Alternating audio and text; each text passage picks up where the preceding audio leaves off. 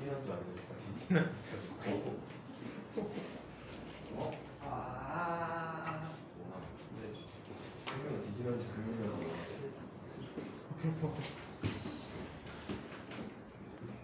이제 잘 풀고 있죠? 나올까? 이번까지 다 했는지 안 했는지?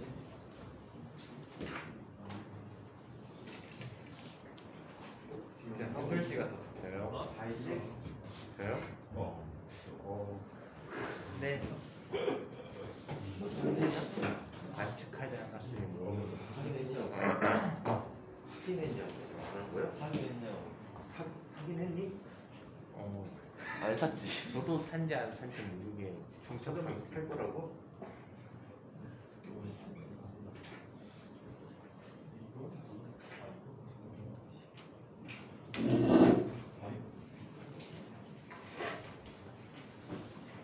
강목이는 학교, 원이, 도윤이, 영진이, 자기 뺏겼네? 뺏겼어. 조용히 하고 이현이, 영상이 됐어요. 송준이. 와, 이거 방학 들어와서 처음이지. 제 시간에 하는 거. 맨날 1교시 빼먹었잖아. 병이, 경원이는 듣고, 다행히, 유빈이, 우진아, 앞에 봐. 명현아, 그래 그만해. 순서, 동균이, 하나 물리 시간 생각을 하고 있으나 자, 우리 어저께까지 대전이라는 과정을 살펴봤다. 자, 대전이라는 과정까지 살펴봤어요.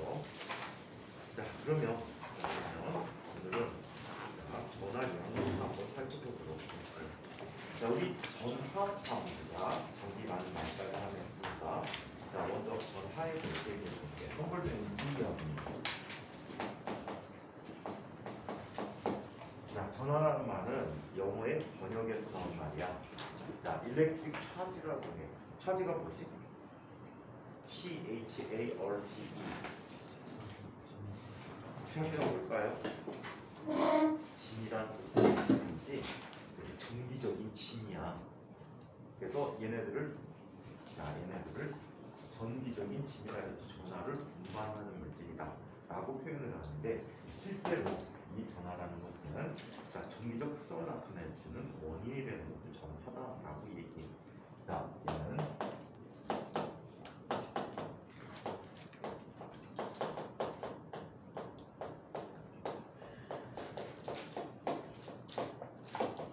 이런 원인이 되는 것을 전하다라고 표현해주고 있습니다. 자, 또는 전기를 띈 물체가 갖고 있는 전기. 자, 이 전하의 종류는 플러스 전하가 있고 또 마이너스 전하가 있고. 자, 이 책에서 사라진 표현이 있습니다. 옛날에는 있었는데 없어진 표현. 어떤 표현에서 전하량이라는 표현을 없애버렸어. 자, 전하량은 얘는 quantity of electric charge 해갖고 전하의 양이라는 뜻으로 쓰여서 기호로 Q 또는 라지 Q라고 써주고 있어요. 자, 얘는 전하의 많고 적음을 얘기합니다.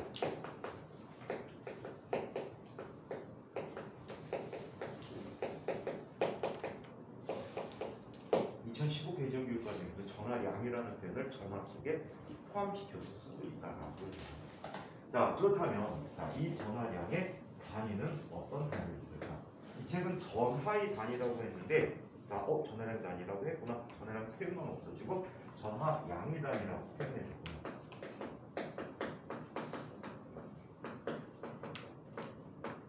자, 전하량의 단위로는 쿨롬이라는 단위를 쓰고 있어.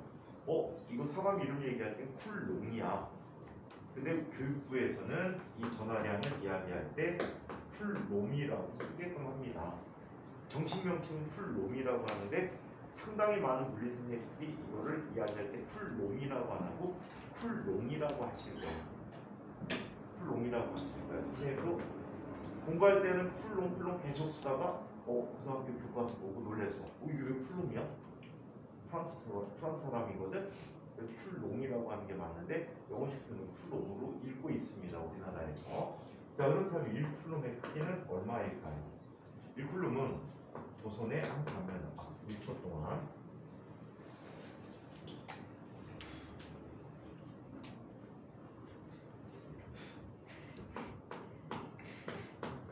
자, 1초 동안 조선의 한 단면을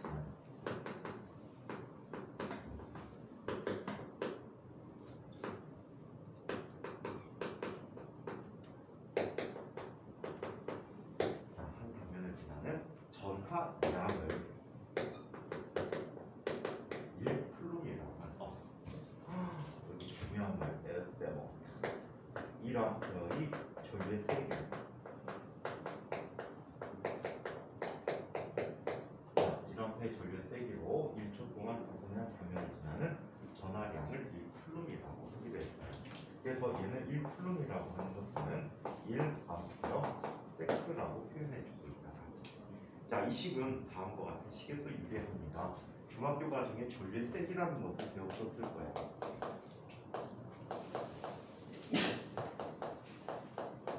전류의 세기라는 표현을 배웠을 텐데 이 전류의 세기를 자, 우리 암페어라는 단위로 표현해주고 있잖아. 자, 이 전류의 세기 I는 자, 일정한 시간 t 동안에 흘러가는 전하량이라고 얘기해요. 그래서 이 전류의 단위를 우리 암페어라는 단위를 쓰고 있잖아. 이 암페어라는 것은 쿨롬 세크와 똑같다라고 얘기해. 얘를 역으로 풀게 되면 Q라고 하는 녀석은 자, IP다라고 표현해 줄 수가 있겠지. 자, 그래서 Q라는 녀석이 IP다라는 개념에 의해서 자, 1암페어의 전류의 세기로 1초 동안 흐르는 전하량을 1쿨롬이다라고 표현했다는 거야. 또는 1쿨롬을 이렇게 얘기할 수가 있어요. 1쿨롬이라는 것은 전자가 많은 전하량으로 비교해 줄 때 전자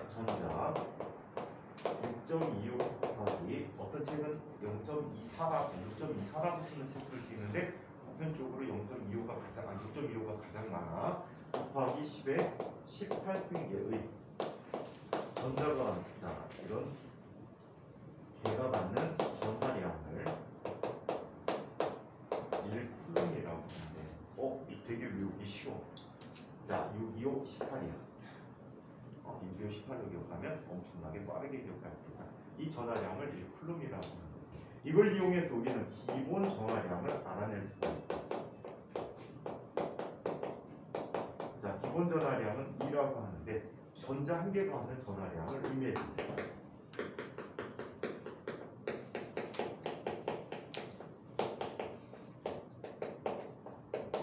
전자 한 개가 하는 전하량을 기본 전하량이라고 합니다.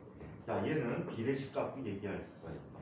자, 1쿨롬이라고 하는 것은 전자 6.25 곱하기 10의 18승계가 받는 전하량이라고 해요.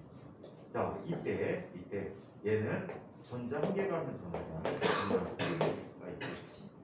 따라서 2라는 값은 어떤 값이 되버리죠? 6.25 곱하기 10의 18승분의 1이라고 해요. 얘는 2.5 곱하기 2.5가 되지. 2.5분의 1, 2.5분의 1 하면 얼마가 되니? 0.4가 되겠지. 0.4 곱하면 얼마가 돼? 0.16이 돼버리겠지. 그래서 얘는 얼마? 1.6 곱하기 10의 마이너스 19승 쿨롬이 된다라고 해. 직접 계산해보면 기본 전하량을 쉽게 기억해낼 수 있을 것 같아. 이거 우리 핵물리에서 했던 거다, 그치? 메가전자 볼트라는 거. 자, 1전자볼트라는 것은 전자 한 개를 1볼트만큼 이동시키는데 한 1의 크기가 1전자볼트가 되거든. 그래서 얘가 1.6 곱하기 10의 마이너스 19승 줄이었거든요. 그때도 사용한 I가 바로 이 기본 전하량이라고 해요. 이 바로 뒷단원에서도 엄청나게 무지막지하게 많이 사용하게 될 겁니다. 자, 이번에는 전기력이라는 얘기를 합니다. 자, 전기력이라는 것은 전하들 사이에 작용하는 힘, 즉 전기를 띈 물체들 사이에 작용하는 힘이다라고 얘기합니다.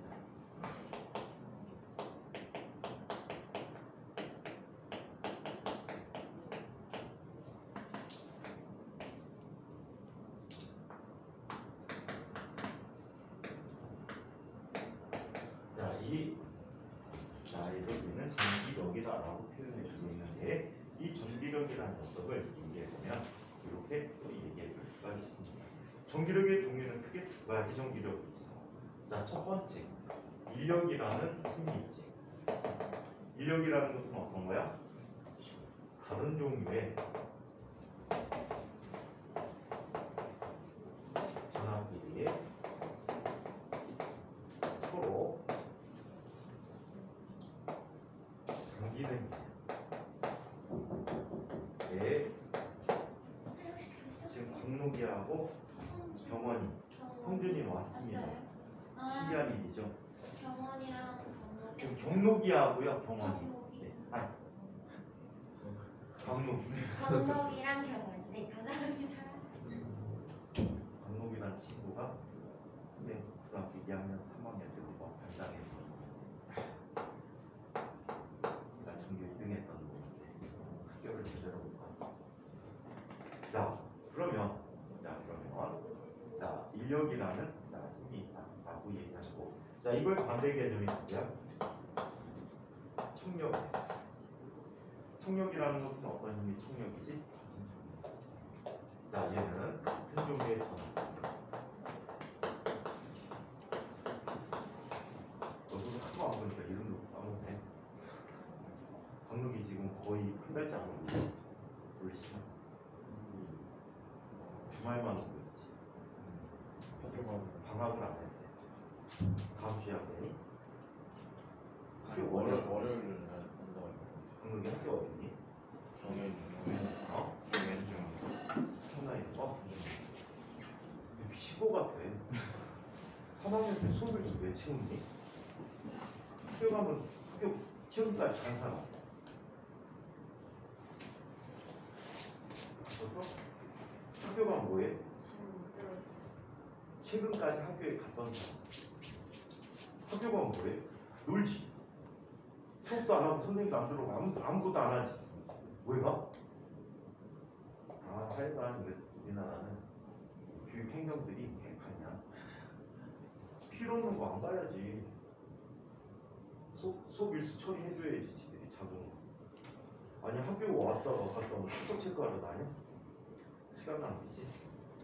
어저께도 강욱이한테 물어보니까 아무것도 안 한대. 왜 가?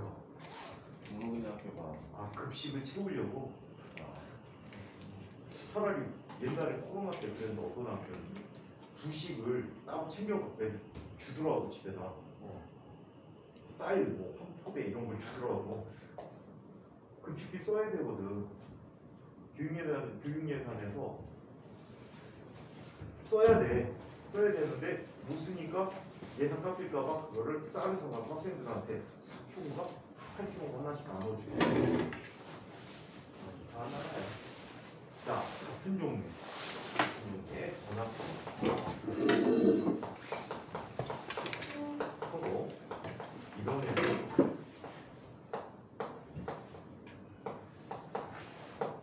이걸 청력이라고. 자, 그래서 이게 전기력의 기본. 자, 그렇다면 이 전기력을 주는 법칙이 있다. 어떤 법칙이 있지? 자, 중력을 가는 물체들 사이에 뭐가 있듯이 만력 법칙이 작용하듯이, 이 아이에게는 플럼 법칙이라는 게 작용하고 있다고 해요. 플럼 법칙을 살펴봅시다. 경훈이 버스 타고 안 왔지? 버스 왔습니다. 버스 타고 왔어?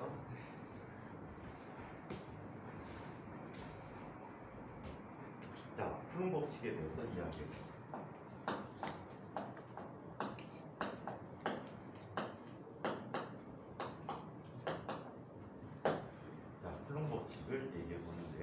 이 플롱은 프랑스의 과학자인데 이런 사실을 발견하게 됩니다. 자, 전하들 사이에는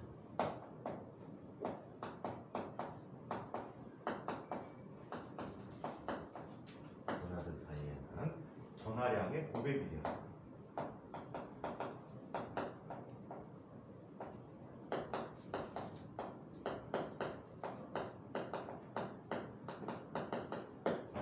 전하량의 500이라고 거리의 제곱의 반지량.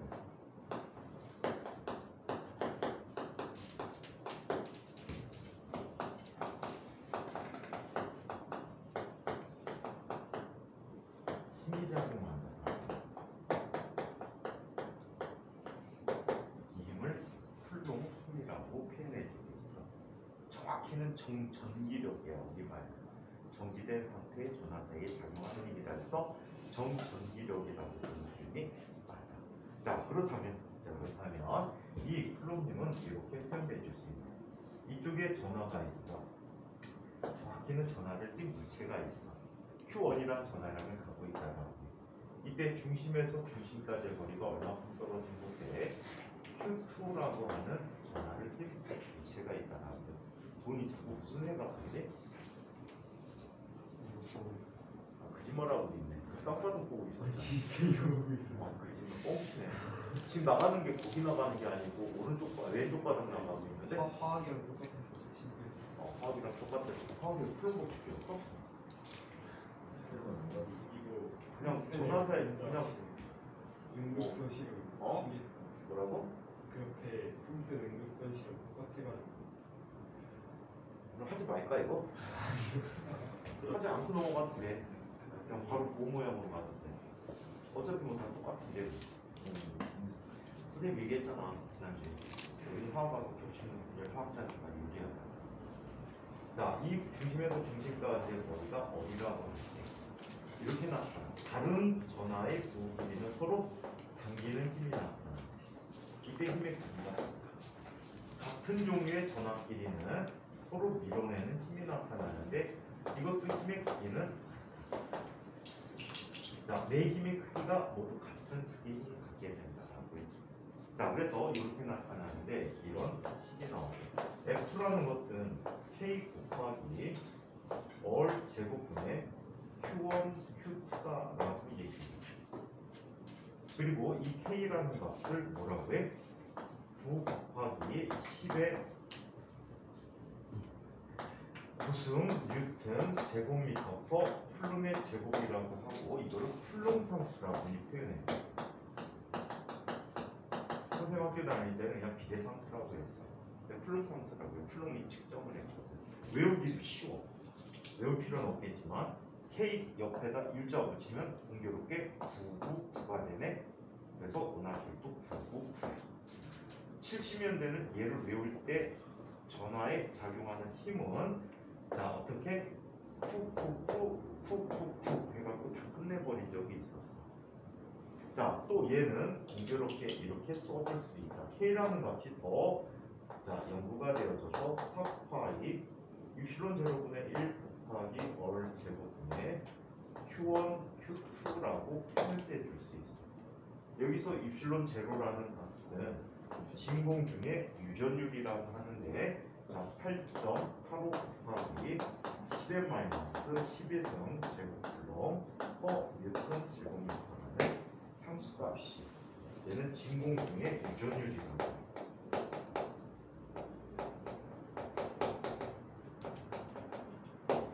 학교 선생님에 따라서 K자를 원치 않고 4파이 실론 제곱분의 1을 강조하는 선생님이 계실 수도 있어.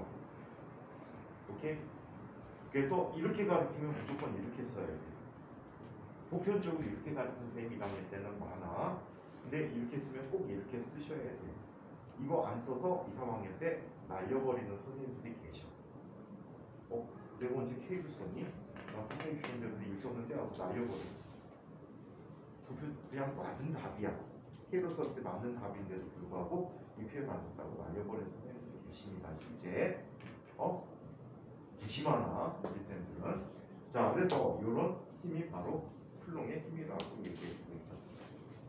자, 이때 Q1, Q2 부호에 따라서 힘이 어떻게 바뀌는지 한번 이야기해보자. 자, 얘 플러스 플러스 마이너스 마이너스면 곱이 모두 플러스가 되겠지. 자, 그 다음에 플러스 마이너스 마이너스 플러스면 모두 마이너스가 되겠지. 보편적으로 힘에 나타나는 부호는 힘의 방향을 결정해줘. 하지만 얘네들은 힘의 종류를 결정해줍니다. 얘는 청력이야. 오른쪽으로 작용하는 힘이 아니고 청력이란 뜻이야. 자, 그 다음에 마이너스는 인력이라고 얘기합니다. 진짜요.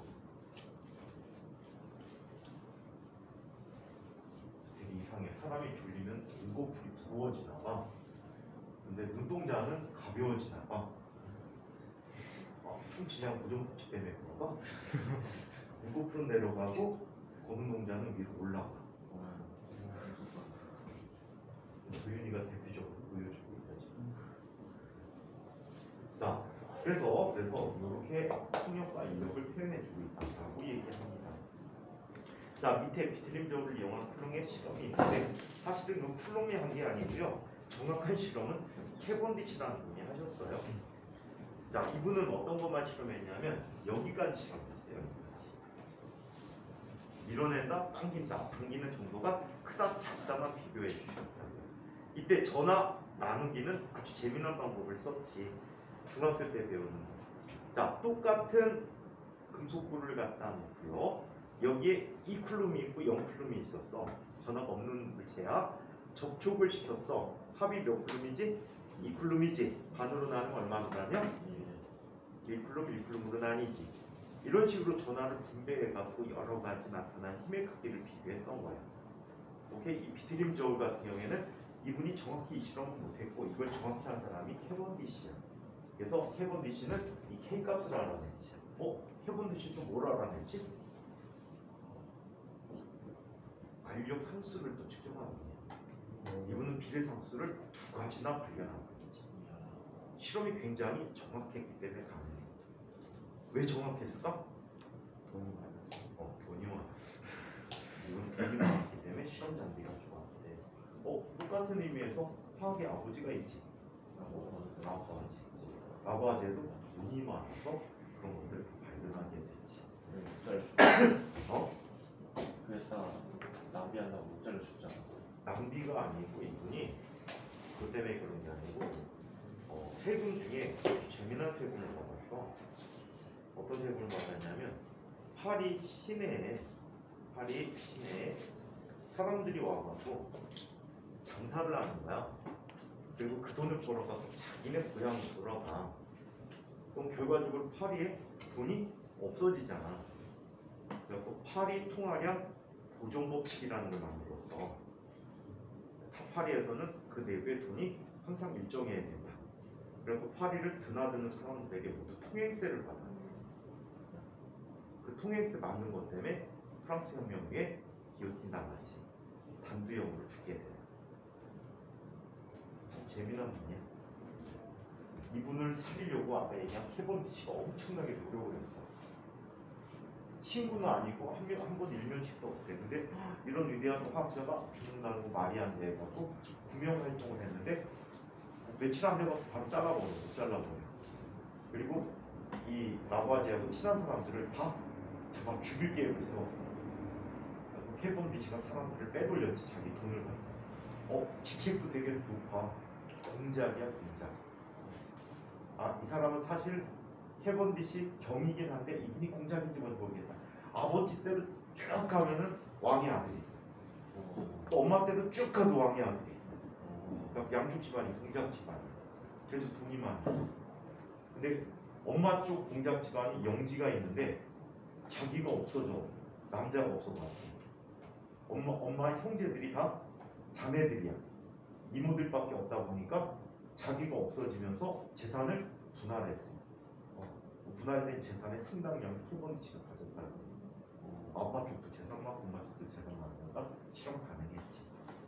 이 사람이 대표적으로 빼돌린 사람이 하나 있어. 라부아제 제자 하나를 빼돌렸는데 이 사람이 미국으로 이주론해서 미국으로 보내줘. 미국에다 화학회사를 차렸는데 그 회사가 아직도 미국에 있어. 듀뽕이라는 화학회사야. 듀뽕 어디 많이 들어봤지, 그치? 듀뽕이라는 화학회사를 차렸다고 합니다.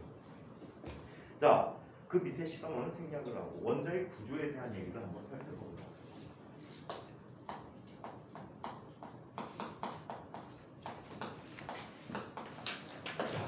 원자의 변천사에 대해서 이야기해 보도록 합시다. 자, 원자라는 것을 최초로 제안하게 된 사람들이 여러 사람이 있어. 자, 대표적인 사람, 탈레스라는 사람이 있지. 탈레스는 뭘 주장하지? 1원소설을 주장해. 모든 만물의 근원은 물이다라고 주장을 하게 되지. 자, 그 다음에 또 여러 사람에 의해서 사원소설이 제기돼. 물, 흙, 공기라고 하는 네 가지 원소를 제시하게 되지. 이거를 완성한 사람이 누구니? 아리스토텔레스야. 이 사람은 차고 뜨겁고 습하고 건조한 성질로 이 네 가지 물질을 구분해서 사원소설을 주장했는데, 아리스토텔레스가 가졌던 근본적인 생각은 물질을 나누면 끝도 없이 계속 나눌 수 있다라는 생각을 갖고 있었다라고 얘기해요. 그 근원은 물을 공기라고 이야기하지. 자, 그리고 이 아리스토텔레스와 비슷한 시절에 아주 걸출한 인물이 나오지. 어떤 사람이 나옵니까? 데모크리토스라는 사람이 나오게 돼. 이 사람은 원자는 쪼갤 수 없다. 그래서 처음에 원자라는 이름이 영어로 뭐지? 아톰인데, 이 아톰이라는 말, 아토모스라는 말을 그리스어를 처음 정의했는데, 아톰의 아라는 말은 무슨 뜻이야? 부정형이야. 톰이라는 것은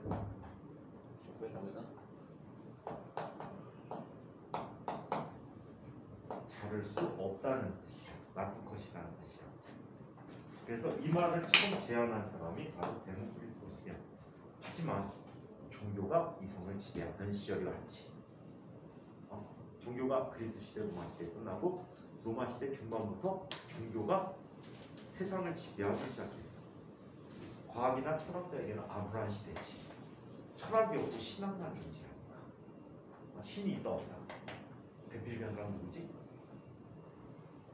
니체는 한참 뒤에 사람이에요. 아주 유명한 사람 하나 있다. 내가 까먹었다. 데카르트. 진짜요? 데카르트라는 사람은 원래 무신론자였어. 무신론자였는데 신이 없다는 걸 증명하려고 노력을 했대요. 이 신이 없다는 걸 증명하려고 노력했는데 어떤 방법부터 신이 없다는 걸 증명할 수가 없어갖고 신은 있다 라고 얘기했지. 한참 뒤에 니체라는 철학자는 신은 죽었다라는 얘기야. 있긴 있었는데 죽었나. 근데 이런 이성의 시대가 없어졌어. 이성의 시대가 없어지고 그 이후에 원자에 대해서 논의한 거는 한참 뒤에 얘기야. 자, 어떤 사람이 나오게 되지? 물론 그 사이에 여러 사람들이 나와. 실제 이 화학 발전의 가장 근본적인 발전을 갖고 온 사람들이 누구냐면 연금술사들이야. 금을 만들려고 노력을 한 거야. 노력을 하다 보니까 여러 가지 화학의 규칙성을 발견하게 돼요. 지금 사용하고 있는 화학 초자들 있지. 비커, 시험관, 피펫, 플라스크, 이게 대부분 연금술사들이 개발한 초자들이라고 합니다. 초자는 유리로 만든 유리 그릇을 초자라고 해요. 시험 기구들을. 그때 대부분의 이 초자들을 연금술사들이 만들었다라고 해요. 그리고 원소기호라는 것을 처음 도입한 것도 연금술사들이야. 이 사람들은 자기의 비밀을 유지하기 위해서 금을 만들면 비밀이어야 되잖아요. 암호로 쓰기 시작한 거야, 모든 걸. 그 암호로 쓰기 시작한 게 원소기호의 유래가 됐다라는 설이 있어요. 자, 그 이후에 여러 사람들이 원소에 대해서 이야기합니다. 라부아지에도 33종의 원소를 찾아내지. 33종의 원소를 찾아내고 원소는 더 이상 쪼갤 수 없는 물질이다 라고 규정을 해버린 거야. 오케이? 자, 이런 노력들에 대해서 이제 근본적으로 발전시킨 사람이 바로 누구야? 돌턴이라는 사람이지. 1800년대 돌턴이라는 사람이 나와서 돌턴은 뭘 주장합니까? 돌턴은 뭘 주장하지? 원자는 더 이상 쪼갤 수 없고 원자는 둥글다라고 가정을 해. 그래서 얘를 돌턴의 무슨 모형? 화학 시간 할 때문에 돌턴의 구모형 데키. 얘도 이름이 있어요.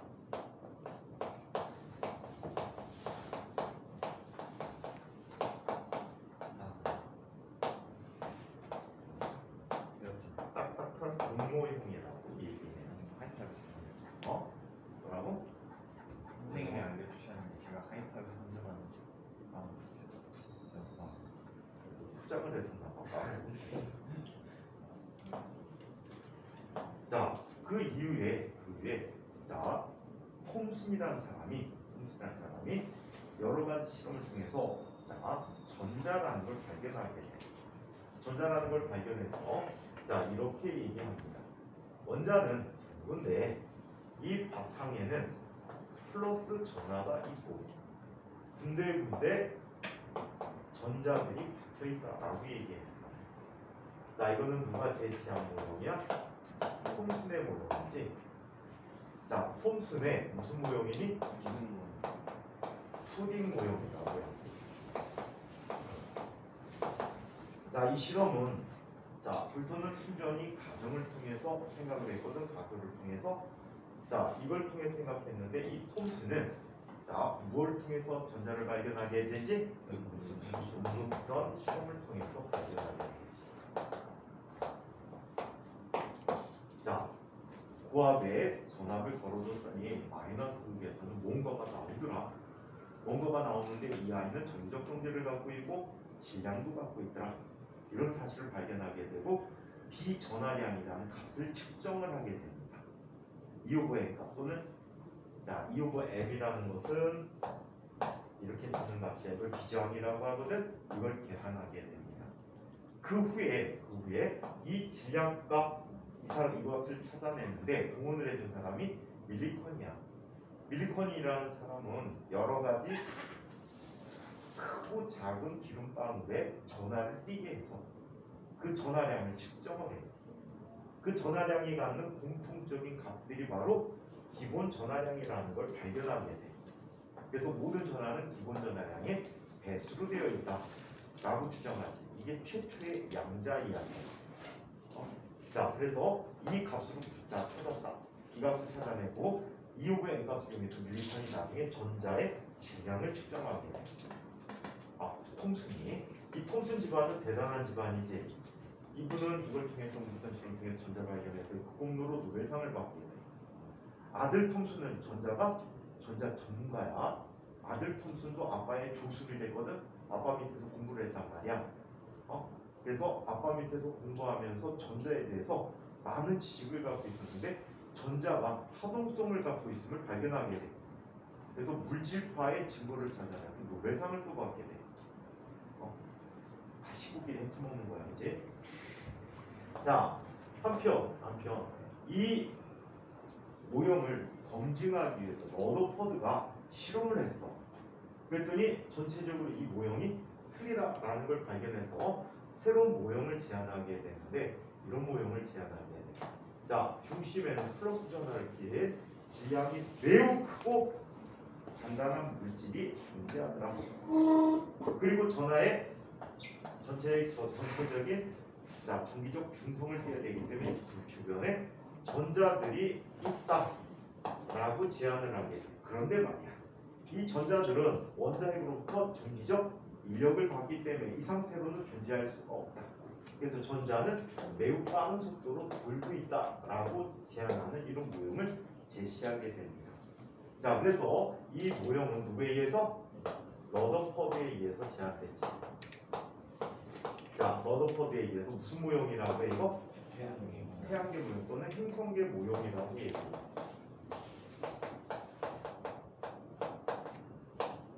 자, 태양계 모형이라고 얘기하는데 무슨 실험을 하게 되지? 알파 입자 산란 실험을 해. 우리 지난번에 알파 입자 얘기했다 그지? 헬륨의 원자 핵이란 말이야. 알파 입자 산란 실험을 하고. 자, 이 모형을 제시했는데 이 모형도 상당히 위험한 모형이었다. 자, 두 가지 사실을 확인하지 못해. 우리 책 방바닥에 있어. 자, 두 가지 사실을 확인하지 못하는데 첫 번째 사실. 자, 전자는 이런 궤도에서 구심력을 받기 때문에 가속도 운동을 한단 말이에요. 일반적으로 가속도 운동하는 전하들은 전자기파를 방출하게 돼. 빛을 방출하게 된다는 거야. 눈에 보이든 안 보이든. 빛을 방출하게 되는데 이 방출되는 빛들이 방출되어지면 에너지가 감소하게 돼. 그럼 이 궤도를 유지할 수가 없다라고 하지. 그래서 점점점 안쪽 궤도로 들어가서 원자핵과 충돌해서 원자가 성립이 안 된다는 사실 하나.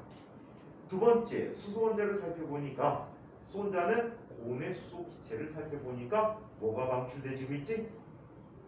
네 가지 형태의 가시광선이 방출되는 걸 관찰하게 돼. 근데 이 가시광선이 선 스펙트럼 형태로 나타나더라는 얘기야. 이거를 설명할 길이 없었어. 이 모형에 의한 다양한 에너지 차이를 변화하기 때문에 다양한 빛들이 나와서 스펙트럼을 연속 스펙트럼 형태로 유지해야 되는데 선 스펙트럼이 나타나는 걸로 미뤄봐 이 모형은 뭔가 잘못됐다라고 추정을 하게 되지. 그래서 보어는 두 가지 가설을 통해서 수정된 태양계 모형을 제안하게 돼. 이 책에서는 그거를 얘기하는데 나는 이 그림을 이렇게 그리고 싶네. 수정된 태양계 모형은 보의 가설 중에 첫 번째 양자 가설에 의해서 전자가 특정한 궤도에만 돈다라는 의미에서 이런 식으로 그려주고 싶어. 너네한테 마크다.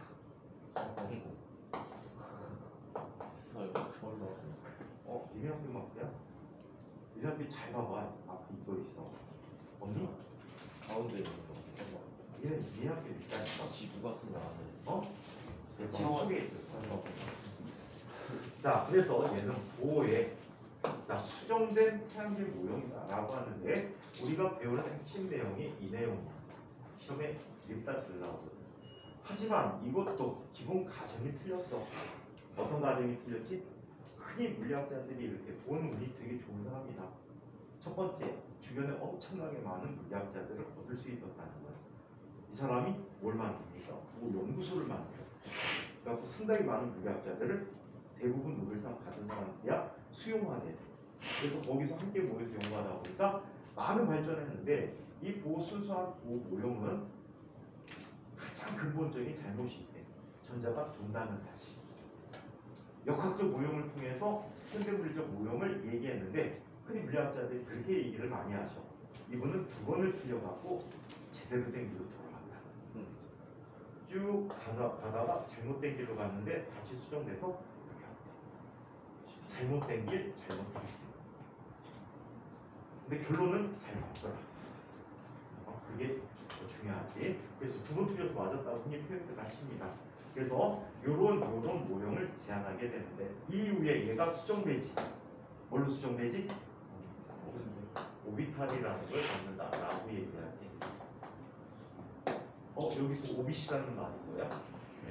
궤도야. 그래서 전자 궤도 모형이라는 모형을 얘기하게 되고 이 오비탈들은 전자가 어떤 특정한 궤도를 돈다라는 것이 아니고 전자가 존재할 확률이 얼마나 되는가라는 걸 다루는 분야가 되겠다. 그래서 오비탈 종류 화학에서 많이 배우셨겠다, 그지? S오비탈, P오비탈, D오비탈, F오비탈. 생긴 P들이 있는데 S오비탈은 구모형으로 생겼고 P오비탈은 아령 모양인데 세 축에 대해서 나타나고 D오비탈은 5가지 형태가 있는데 9지역대. 그지? 근데 모형은 외우두셔야 할 거야. 방향에 대해서도. 그 다음에 F오비탈도 존재하게 되지. F오비탈도 7가지 형태로 존재하게 되는 거야. 그래서 이와 같은 오비탈 모형이 나타나게 되었다라고 합니다. 그럼 이거 사이에 있는 거 하지 말까? 화학 시간에도 하자. 했니? 학원에서 이미 했어? 생략하자. 시간 나빠는데 했던 것도 하기 지겹잖아, 그지? 대략적인 설명은 해드렸어. 세부적인 건 봐야 되는데 안타깝게도 이 파트는 물리 선생님들이 시험에 잘 안 해주고 있다. 원자를 구성하는 입자 이것도 안 할게. 왜? 그냥 알고 있는 얘기야. 원자핵은 양성자와 중성자로 구성되어 있고 주변에 전자가 돌고 있는데 정기적 특성이 어쩌어쩌하다 이런 얘기들만 나타나 있습니다. 전기력과 원자의 안정성 얘기를 한번 살펴보자. 이거는 돌아야 된다는 사실을 이야기하는 거야. 오케이? 돌아야 된다는 사실을 얘기하는 거야. 전기력과 원자의 안정성. 플러스 전하를 띤 원자핵과 마이너스 전하를 띠는 전자 사이에서 서로 끌어당기는 인력, 전기적 인력이 작용하고 있다. 전자는 이 전기력을 구심력으로 하여 원자핵을 회전을 해야만 존재할 수가 있다. 아니면 끌어당겨줘 오지.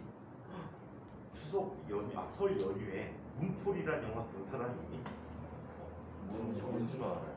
근데 잘 다리 떨어져 지구로 오면서 다리 부스러지지. 다리 와서 덩어리 때 실제로 충돌하지 못해. 왜? 지구와 가까이 오면 달의 요소마다 작용한 중력이 달라진단 말이야. 그래서 얘들이 어때? 부스러진다. 그리고 달의 잔해가 지구로 떨어져서 지구 전체가 촉토화되지. 어떤 애가 그러더라. 한쪽 면만 망하는 거 아니에요? 지구는 자전하죠. 골고루 망하죠. 그래서 상당히 좀 허구도 아니고 나중에 보면 그게 또 외계인이 또 관계돼. 인류의 선조가 외계에서 왔고 DNA만 남겨갖고 달이 지구를 지배했다. 달 속에 AI가 있는데 걔가 자동으로 지구의 환경을 조절하고 해갖고 인류가 탄생했다. 뭐 이런 식으로 주장하는 아이. 좀 호구가 너무 심한 영화였는데 재미는 나름 있었어. 자, 아무튼 가만히 정지한 전하는 원자에게 의해서 인력이 받기 때문에 흡수돼질 수가 있겠지, 충돌할 수가 있게 되는데 그런 일을 없애게 하기 위해서 구심력을 갖게 해서 전자가 원자의 주변을 공전하고 있다라고 주장하는 게 바로 안정성에 관한 문제였습니다. 그래서 구조적으로 안정하다라고 했는데 러더퍼드는 이 모형의 문제점을 제시하게 됩니다. 자, 이 문제점 두 가지는 서술형으로 나올 수가 있어요. 자, 번호는 그냥 책 번호로 갈게요.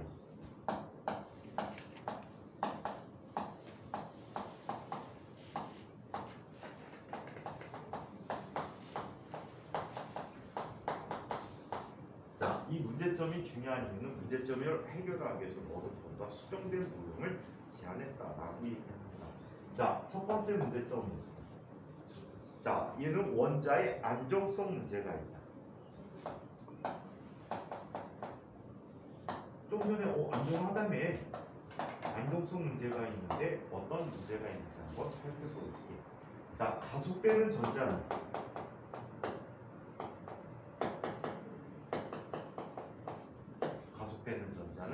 뭘 방출한다고?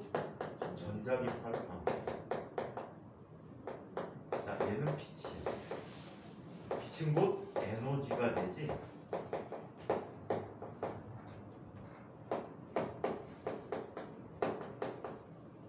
자, 방출하게 돼. 자, 이 결과, 자, 공정 궤도 반지름이 어떻게 되니?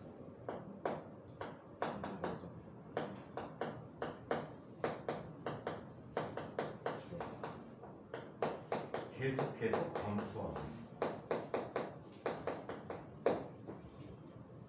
결국에 원자핵과 충돌을 하겠지.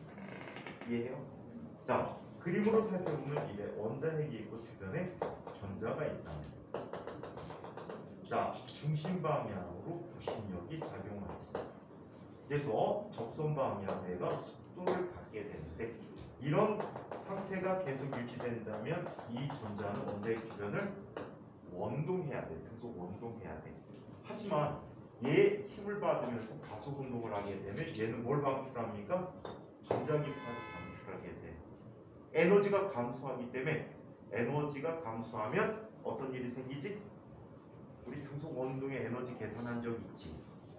등속 원동의 에너지는 어떻게 나타나? E라는 녀석은 마이너스 2얼분의 GMM이라고 썼잖아. 얘들도 비슷한 꼴의 에너지를 형태를 갖게 돼. 이거는 중력이 작용할 때 역학적 에너지야. 자, 얼이 점점점 감소함에 따라 에너지가 어떻게 되니? 변화돼 버리지. 오케이? 에너지 변화가 일어나면서 얘네들은 어떻게 돼? 안쪽 궤도 점점 들어옵니다. 이렇게 들어오면서 계속해서 뭘 방출하게 돼? 전자기파를 방출하게 돼. 전자기파 방출하다가 원자핵과 충돌해서 그렇지. 이 과정에서 계속 얘는 전자기파를 방출해줍니다. 오케이? 자, 그래서 이런 궤도의 안정성 문제를 설명할 수가 없었다. 실제로는 원자핵이 안정하게 유지되고 있잖아. 그래서 얘를 개선할 어떤 목자, 어떤 모형이, 새로운 모형이 필요해졌다는 얘기야. 자, 두 번째 문제점으로 이런 문제점을 들어주고 있습니다. 자, 수소원자의 선 스펙트럼 문제를 들어주고 있어요.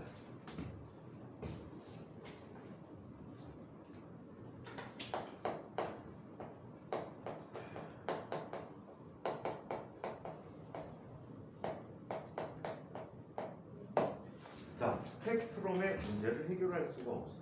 자, 이런 모형으로 소멸된다고 한다면, 자, 어떤 다양한 색깔의 다양한 에너지 또는 파장에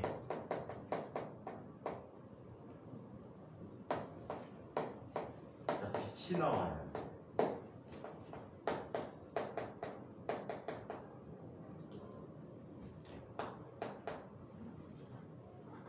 어저께 5일 동안 수업을 안 하다가 팔이 부었어. 이거 부어가지고 지금 근육 통제가 안 돼. 자, 빛의 방출이 일어나야 해. 하지만 실제로는 뭐가 일어나지? 선스펙트럼이 나타나는 거야.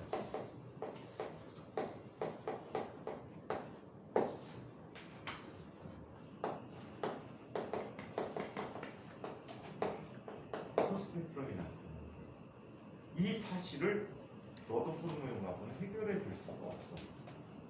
이해해? 자, 그래서 이 두 가지 모형을 해결하기 위해서 자, 도라는 사람이 나타나는데 빛의 선스펙트럼은 잠깐 패스할게. 뒤쪽에 붙여서 결과로 정리해서 설명해 주도록 할게요. 왜냐하면 원인이 밝혀져야 되는데 원인을 밝히지 않았기 때문에 그래요. 자, 그래서 도의 원자 모형 먼저 한 다음에 선스펙트럼으로 넘어오도록 할게요. 자, 도 원자 모형을 하기 전에 우리는 기본적인 걸 알아야 될 것 같아. 뭐 등속 원운동이라는 것을 좀 살펴봐야 될 것 같아. 우리 등속 원운동 안 했지? 네. 흔히 많이 봤어요. 등속 원운동을 먼저 한번 살펴보고 가자. 가끔가다 이거를 통합과학에 내주는 선생님들이 있었어. 통합과학 주제가 최근에는 주로 운동량 보존을 많이 내주고 계시거든. 통합과학의 운동량 보존이 가장 중요한 파트로 나와서 그래 때 그래서 통합과학에도 운동량 보존을 주로 많이 설명하시긴 하는데 가끔가다 선생님들이 포물선 운동을 내는 선생님들이 계셨고 등속 원운동을 내시는 선생님들이 계셨어. 오케이? 자, 그래서 그 부분을 얘기해 보도록 하자. 우리 케플러 법칙 안 했니? 안 했어요. 안 했지 않나요? 하지 않았니? 안 없었니? 책용이 없어졌어.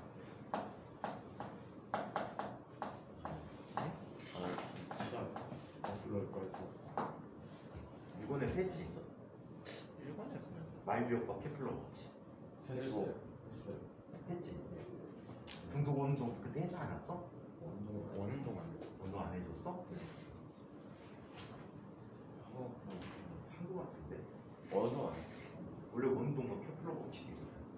아니, 자, 등속 원운동을 한번 살펴보고 공식은 나왔던 거죠. 승률 배치지. 알고. 자, 등속 원운동의 정의는 어떻게 되겠습니까? 일정한 속력으로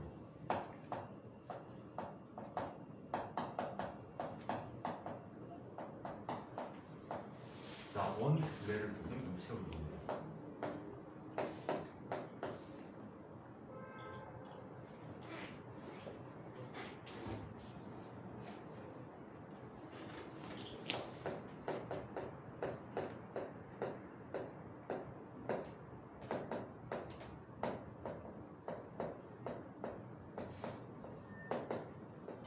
자, 이와 같은 운동을 자, 등속 원운동이라고 해요. 자, 그래서 물체가 원 둘레를 돌게 됩니다. 반지름이 어린 반지름으로 자, V라는 빠르기로 돌게 된다. 이때 한 바퀴 도는 데 걸린 시간을 T라고 하는 이 T를 뭐라고 부르지? 주축이라고 부른다. 자, 용어들을 먼저 한번 살펴보도록 할게요. 자, 첫 번째 주기라는 걸 얘기해보자. 주기는 기호로 T라고 쓰고 있어. 원래 영어로는 피리어드인데 P라고 쓰는 책들이 간혹 있는데 타임에 T를 써서 주기라고 얘기합니다. 자, 이 주기는 자, 원 둘레를 한 바퀴 도는 데 걸리는 시간입니다.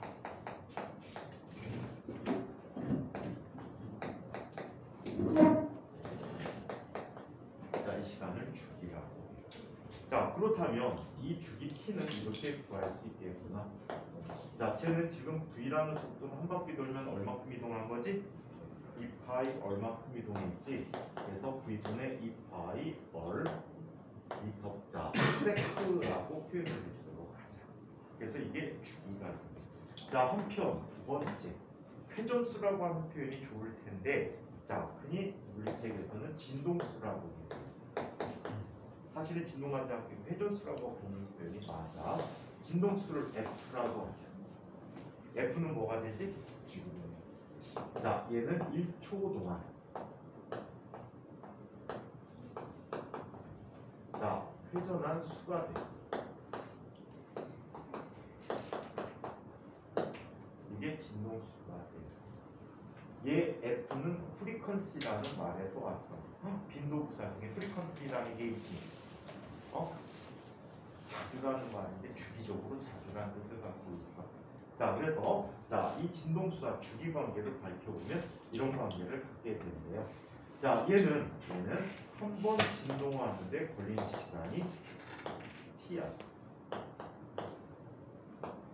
자, 이때 F번 진동하는데 걸리는 시간은 1초가 되겠지.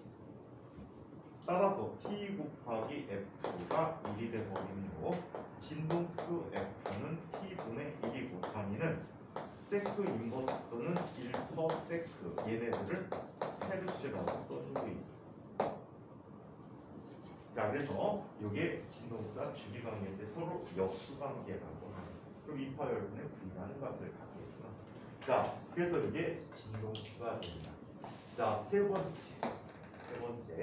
자, 원운동의 속력을 얘기해 볼게. 이 속력을 접선 방향의 속력이라고 해서 선속력이라고 표현해 볼게. 선속력이라고 표현한다. 원운동에서는 다른 형태의 속도가 더 있기 때문에. 자, 선속력이라고 해서 V라는 녀석은 어떻게 했어? 주기식 거꾸로 써주는 거야.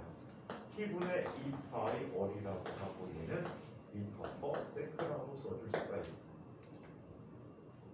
자, 한편 이 녀석들에 대해서 기본적인 용어들 한번 살펴보도록 하자. 자, 얘네들은 적표를 이용해서 표시하게 되면, 자, 원점 O를 중심으로 회전한다라고 할 때 5점과 이 기준축이 X축이거든. X축이 떨어져 있는 각도를 우리 세타라고 표현해. 이 세타를 뭐라고 하냐면 각 위치라고 표현해주고 있어.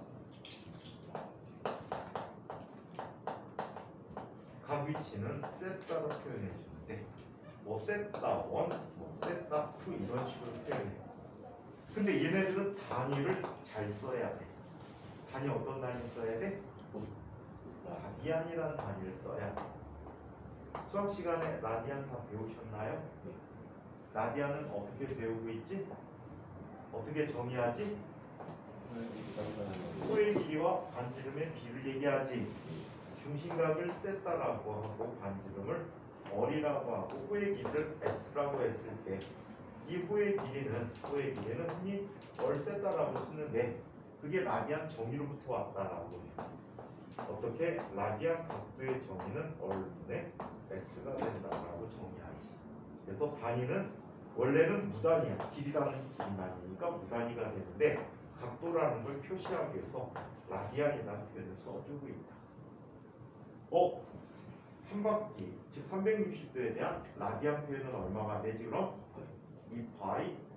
자, 그러면 180도에 대한 파이라는 값이 되지. 120도는 3분의 2파이. 90도는 2분의 8이지. 자, 60도는 3분의 8. 45도는 4분의 8. 30도는 6분의 8. 다 이게 안 되지. 라디안 알아? 동아, 라디안 알아? 네. 모르는 사람 혹시라도 해줄게. 배웠어요. 지금 했어요. 그래서 이렇게 정리되고 있다고. 자, 이거에 대해서 각변이라는 이야기 한번 살펴보도록 할게요. 자, 5번이지. 각변. 자, 각변이는 델타 세타라고 이야기할게. 델타 세타라고 하는데 너무 작은 것 같아. 도형 나오면. 어? 18목 시끄러워요. 자, 델타 세타는 뭐가 됩니까? 세타 2 마이너스 세타 1이라고 얘기해요. 오케이? 얘는 흔히 각변입이 이동한 중심각이라고 보면 됩니다. 한 위치에다 다른 위치로 갔을 때 이동한 중심각이라고 보면 될 것 같아요. 이거를 각변이라고 합니다. 자, 이번에는 6번째 각속도라는 값을 얘기해보자. 각속도는 오메가라고 써요. W가 아니고 오메가야. 대문자는 여러분들 잘 알다시피 이렇게 쓰는 게 대문자 오메가야. 소문자는 이렇게 쓰는 거야. 이게 왜 이렇게 되냐면 이걸 빨리 써갖고 이렇게 되는 거야.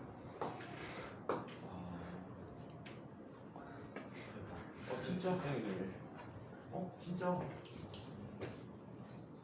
그리스는 키릴 문자에서 B에 해당하는 문자가 어떻게 쓰니? 이렇게 쓰는 거야.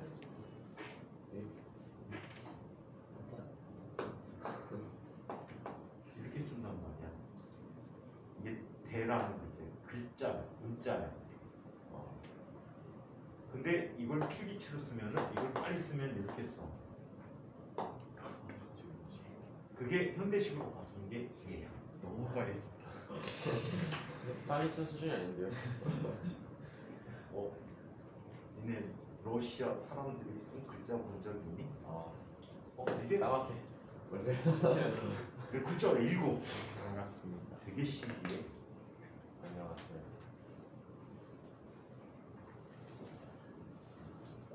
러시아 글자를 읽을 줄 알거든. 러시아 글자를 딱 이틀 공부하고 읽었어. 근데 신기한 글자 되게 많아. 대표적으로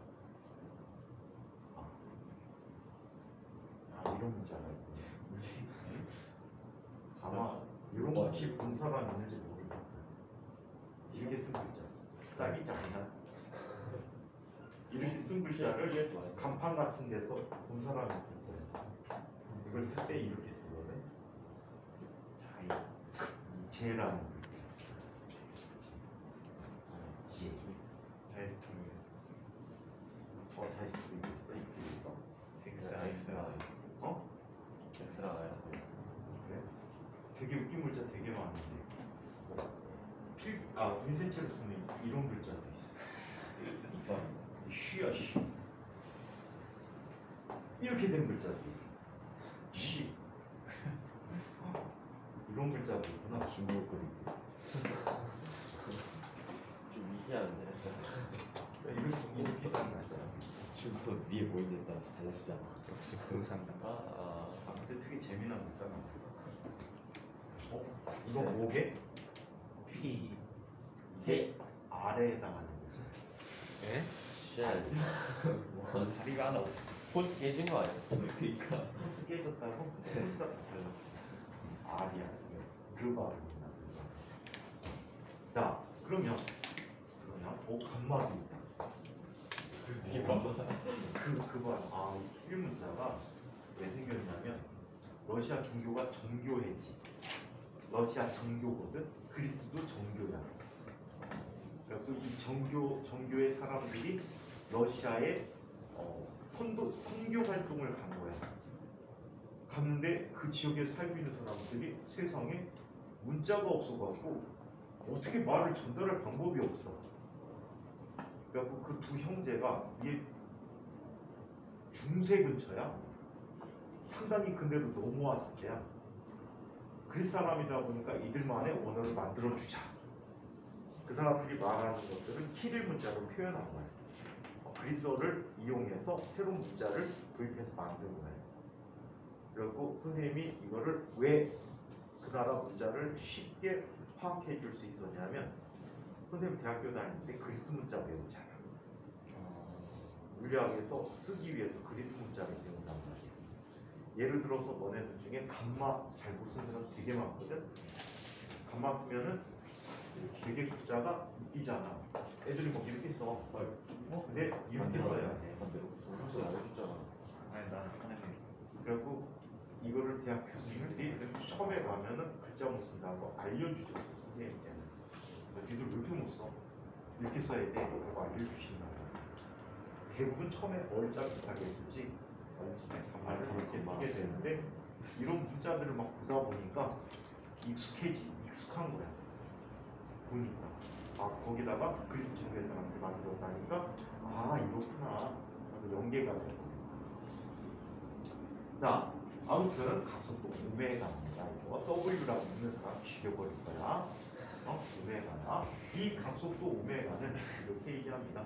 단위 시간 동안에 이동한 중심각이야. 즉 단위 시간 동안의 각변이야.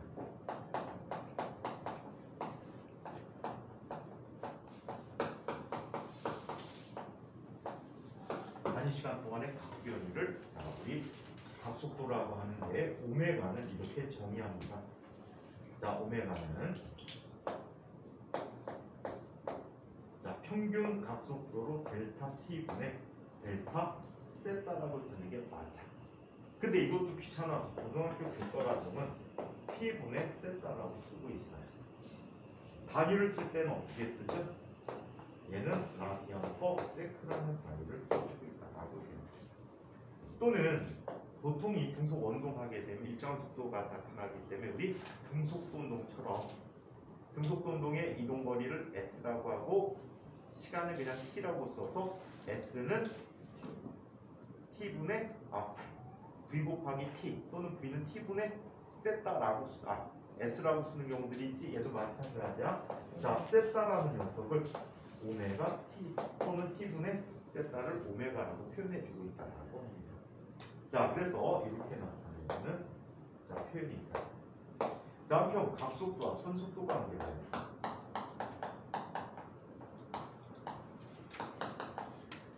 선속력의 관계. 자, 얘를 살펴보는데 이렇게 볼 수가 있어. 우리 이동한 호의 길이를 델타 S라고 하자. 그럼 델타 S는 반지름 곱하기 중심각이 돼버리겠지. 자, 그렇다면 V라고 하는 녀석은 델타 T분의 이동한 호의 길이 델타 S가 되겠지.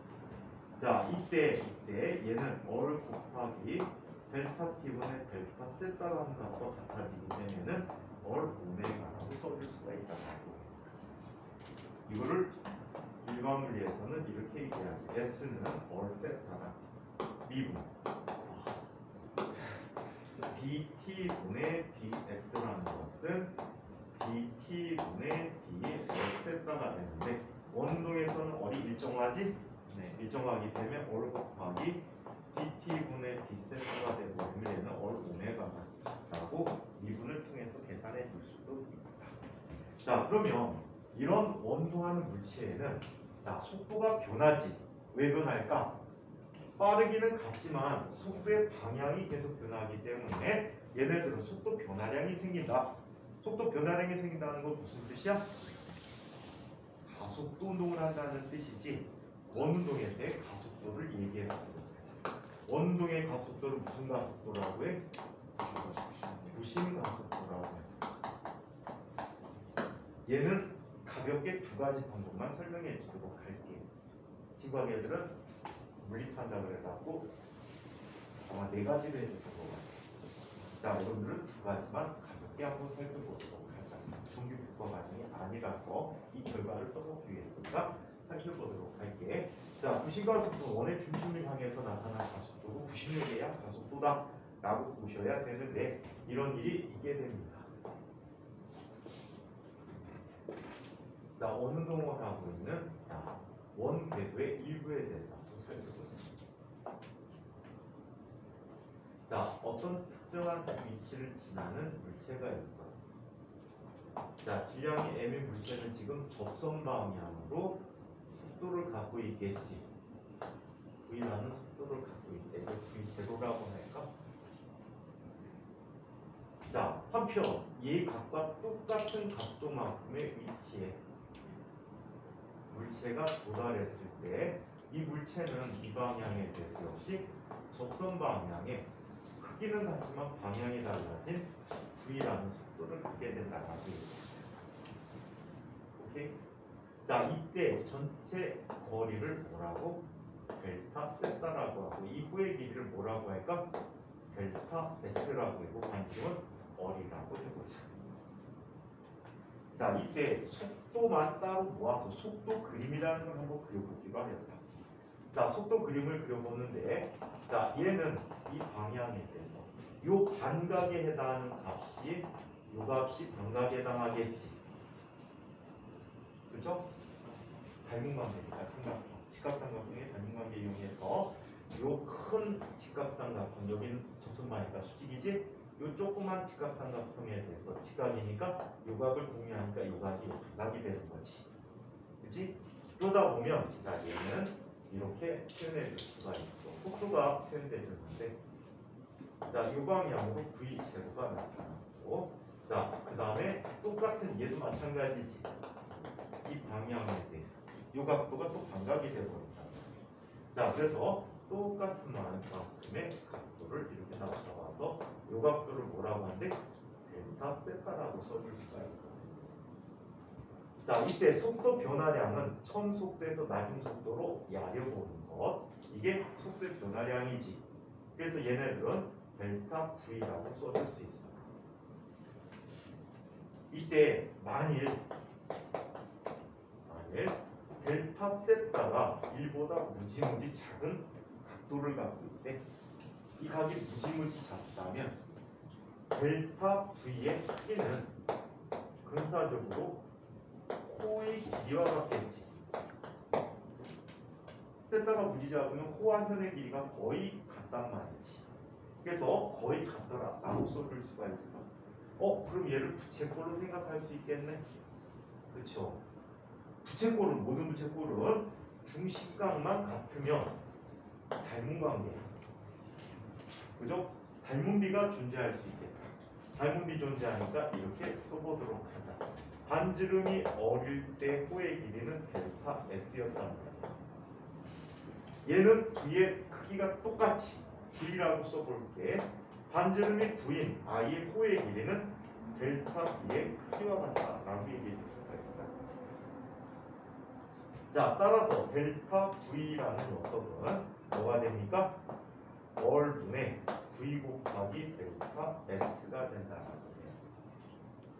따라서 이 물체가 갖는 가속도는 델타 T분의 가속도의 크기 얘기해줘야 되겠다. 델타 V의 크기가 되겠지. 맞아요? 델타 V의 크기가 되버리고 이 값이 얼마가 되버립니까?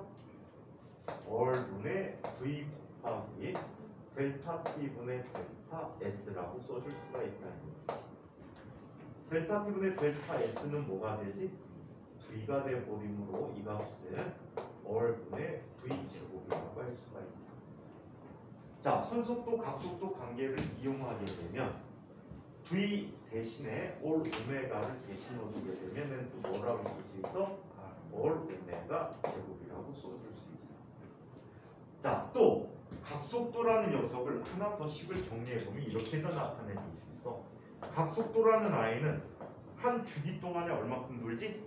한 바퀴 도니까 얼마? 2파이만큼 회전을 한대.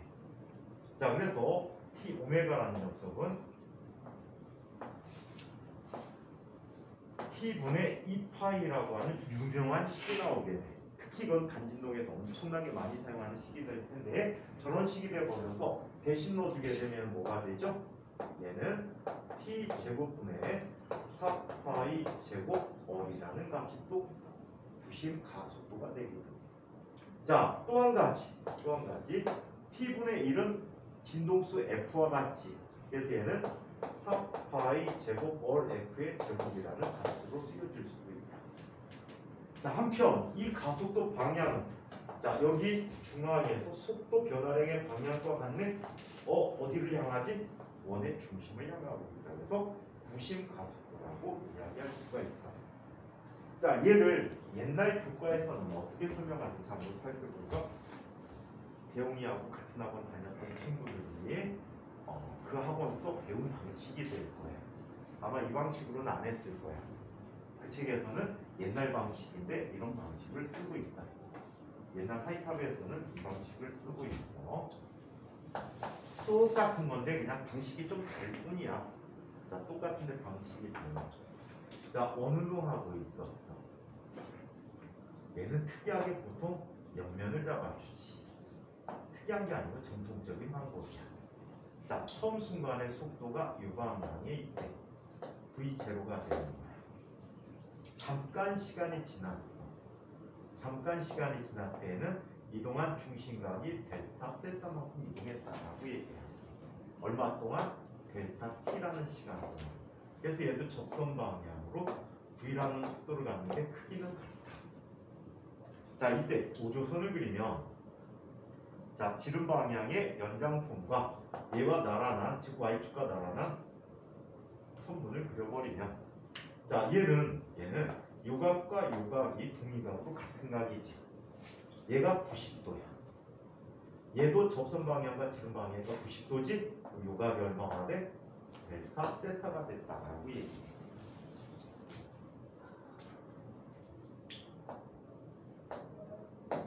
다시 써주지 않아? 써놨더니 조금 전에 똑같이 홍준이하고 다현이하고 갑자기 이러는 거야.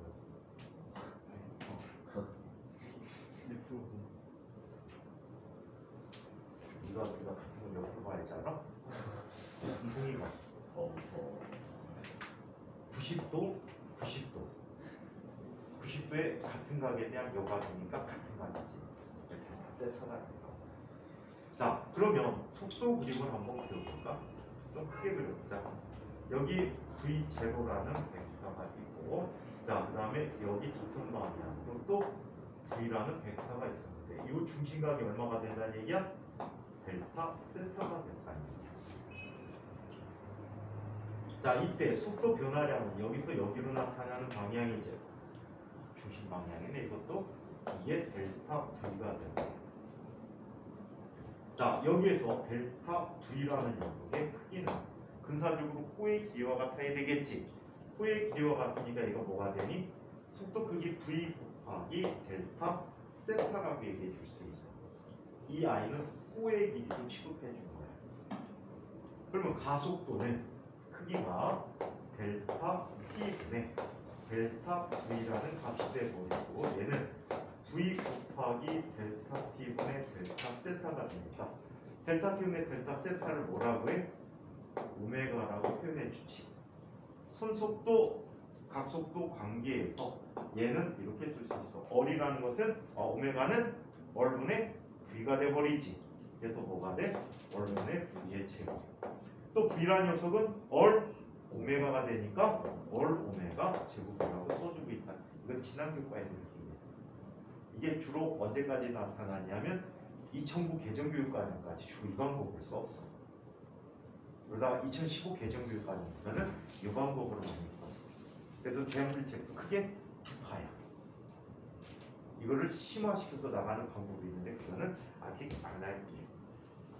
자, 그러면 요 기본 개념이 필요하고 또 한 가지 개념이 더 있어. 자, 보호모형을 하기 위해서 꼭 필요한 개념 한 가지가 더 있어. 간단한 개념이라 한번 지금 살펴보도록 하지. 자, 드브로이의 물질파에 대해서 얘기해 보자.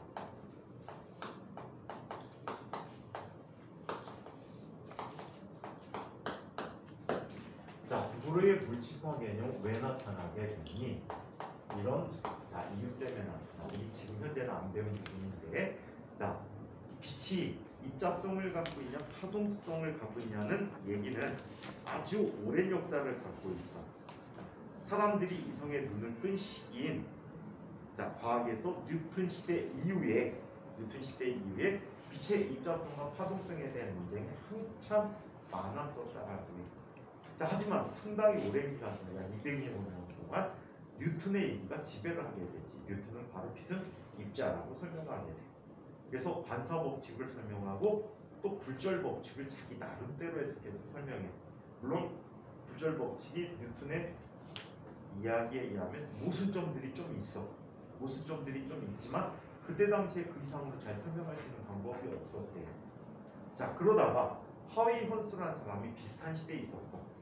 하위헌스가 있었는데 빛은 파동성을 갖고 있다라고 주장을 하게 돼. 하지만 아무도 하위헌스의 얘기를 기울여지를 않게 돼. 사실 하위헌스는 반사와 굴절을 파동의 성질을 위해서 설명을 했었어. 하지만 이 부분은 아무도 인정하지 않았다라고 해. 자, 그러다가 영이라는 사람이 그때 당시는 실제 빛의 파동과 간섭을 확인하기가 어려웠거든. 왜냐하면 빛의 파장이 그렇게 짧을 줄 몰랐어. 그래서 회절과 간섭을 일으킬 수가 없었던 거야. 빛을 투과시키기에 너무 큰 구멍을 갖고 있어서 회절과 간섭을 설명할 수가 없었거든. 근데 이 사람은 획기적으로 아주 가는 틈을 만들어서 회절과 간섭, 특히 간섭에 대해서 실험을 하게 돼. 이게 이중슬릿에 의한 빛의 간섭이라는 얘기잖아.